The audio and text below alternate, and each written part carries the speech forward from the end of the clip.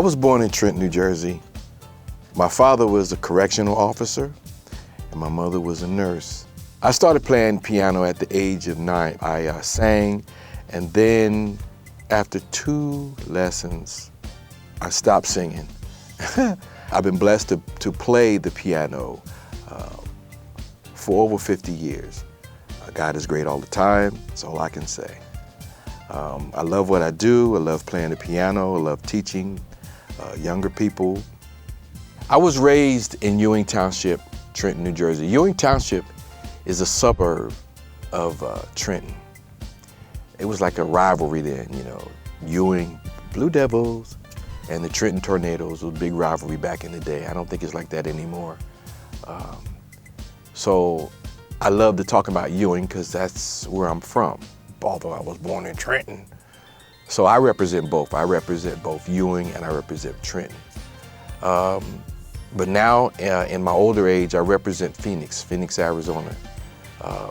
But I will always represent Ewing, Trenton, Philadelphia, because I was born and raised musically in Philadelphia and New York. I kind of want to talk about my piano lessons. Mrs. Hintz. I used to be upset with Mrs. Hintz back in the day. Because of the way Mrs. Hintz was no nonsense. When she tell you to do something, she wants you to do something. And even today, a lot of the music that they have today, you don't really need 2 hands, you only need 1 hand. And Mrs. Hintz used to get upset when you're doing a lesson with 1 hand and the other hand is sitting down. She likes for those 2 hands to be on the keyboard. It's been so long, and God rest her soul, but I always, when I'm playing, even if I'm not using my left hand, it's on there. My hand, she likes it like a flowing brook. She's very strict. I didn't understand that, but I love her teachings to this day. I have her teachings in me, and so when I teach, or I direct, or I lead, I'm very strict as Mrs. Hintz, because a good producer pulls the best out of his artist, and that's what she did. She pulled the best out of me. I didn't see it then, but I see it now today. Let's see, other influences. Gamble and Huff. They taught me how to arrange. That's one of my biggest things. I like to take a song and just take it another way, you know, and be very creative.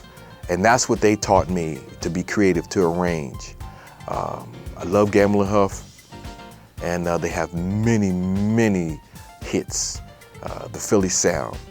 Then another influence was a guy named Johnny Robinson, played guitar. He showed me my first jazz chords. Another influence is Kool and the Gang.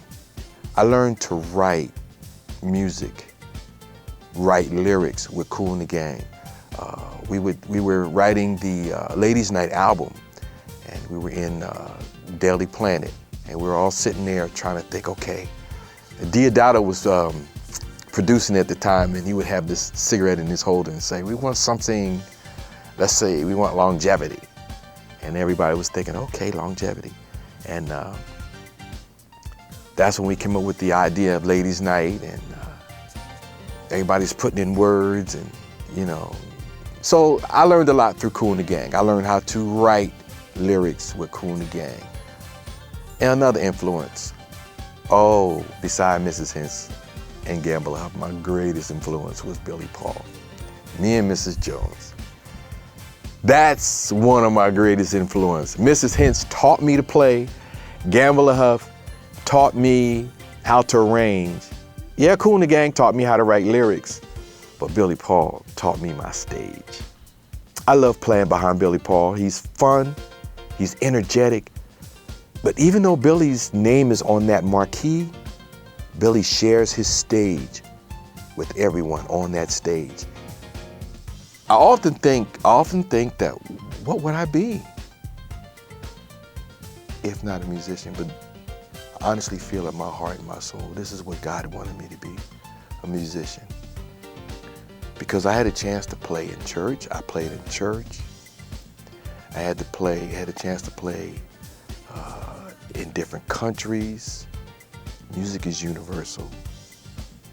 It's one of the best jobs you could ever have. My music can be found on lespaulroque.com. You can also purchase from CD Baby, Amazon, Rhapsody.